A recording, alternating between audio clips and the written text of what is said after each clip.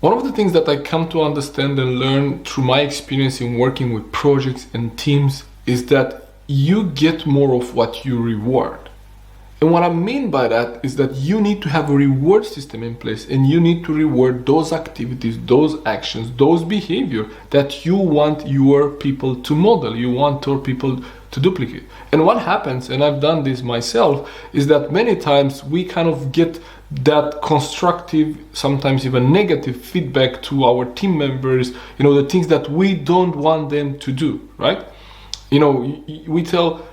We want you to be on time, right? We want you to be on time on projects. We want you to be on time when we have a meeting. We want you to be, this is something that we value, right? But instead of rewarding the people that are on time, we actually sometimes, and I've done it myself, and I see this many, many times, what happens is that the leader, because they are not actually, confident or open enough to go and reward the person that does it well, and maybe give that feedback to the person that it doesn't do it that well. What they usually do is they just send a general message and they say, "Oh, we want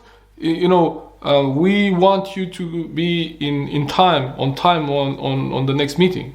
And what happens is that if I am the person reading this email, right, which is to the whole team, right, and I know that I'm always on time, right, what do I think about that? And I just dismiss it, or I say, what do you mean? I'm always on time. You know who's not on time. We all know who's not on time. We all know when we look at the door, 5 minutes in the meeting, we know who's not on time. And if the leader doesn't take responsibility to actually, reward the person that is on time, and when he or she gets into the meeting room and say, okay, thank you for being here, thank you for being on time, we value your time, so let's start right now, and we start on time and we end on time. This will actually give the message that being on time, it's important. But if we always kind of wait for the person that let's wait for X or Y, right, because they are not here yet, and then let's wait a few more minutes, right?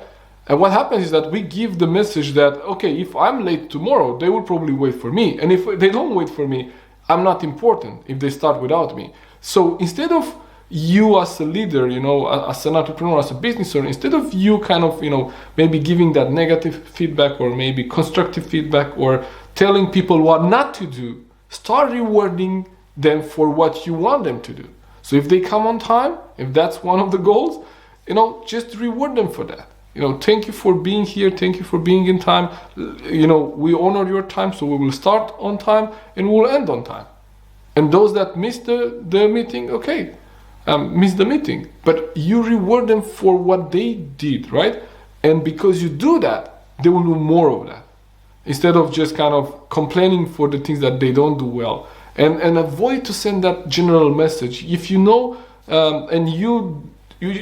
for sure who's the person who's late, or who's the person who maybe broke a rule, or who's the person who is not respecting the kind of the team goals or the team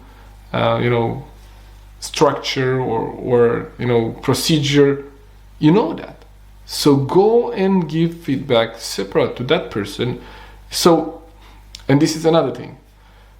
Give constructive feedback in private, but prize in a team setup, right?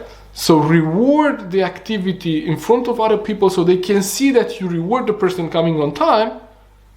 But when you give negative feedback, don't give it in front of other people. It doesn't help, right? You give it in private. I hope this helps. I'm sure it helps, but just apply it. Thank you for tuning in. See you next time.